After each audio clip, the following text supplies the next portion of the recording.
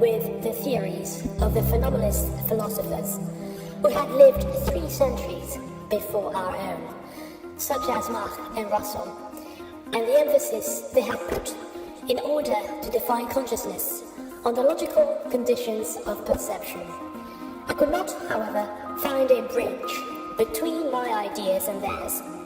I firmly believed that a realm of thought as such truly existed as a living entity and could be vividly experienced by an expansion of the faculties of consciousness.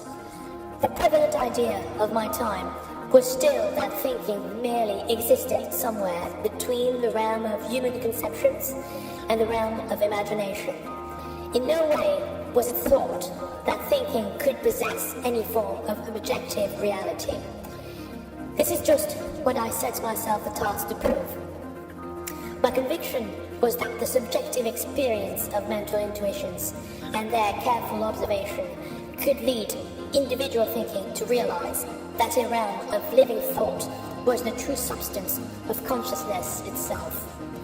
Perhaps I should clarify what my doctoral work had essentially consisted in.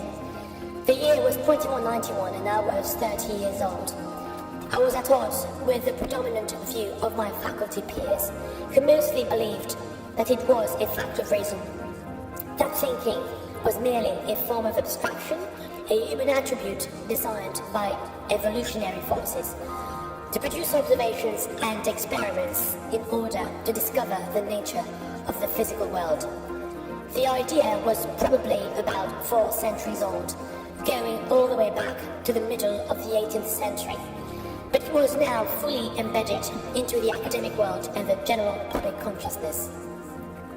However, I could not help but feel this innate impulse towards the opposite view, which suggested that absolute reality was to be simply found in the appearance of ideas in the mind.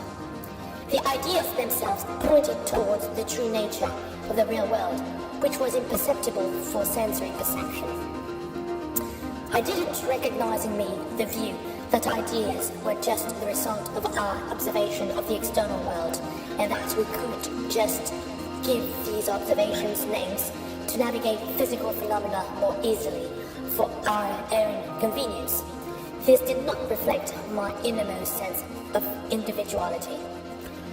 Over the course of 700 years, from the 15th to the 22nd century, natural science had made unprecedented progress in its continual ascent to clarity of thought and certainty of knowledge.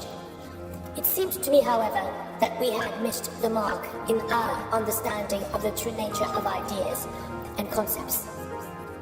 In my opinion, we had failed to recognize that they are living entities in their own right, which exist not only in us, but also in the objects that surround us.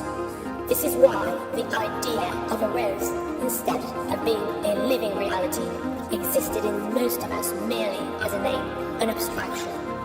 Indeed, over the course of its evolution, our philosophy had encountered tremendous difficulty in its approach to a definition of the true nature of knowledge.